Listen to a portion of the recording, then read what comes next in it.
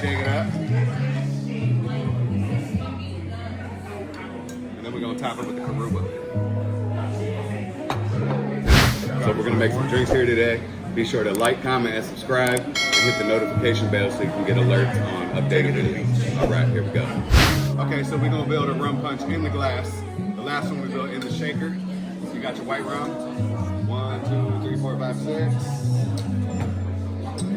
Triple sec, orange liqueur. 1, 2, 3. We're gonna do a splash of sour mix. Cranberry. Orange. Pineapple.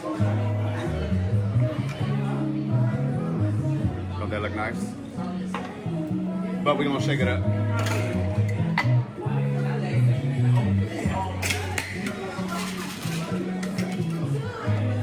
Shake it up.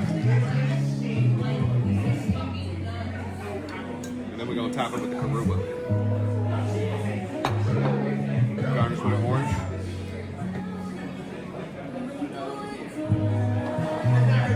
Take it to the beach.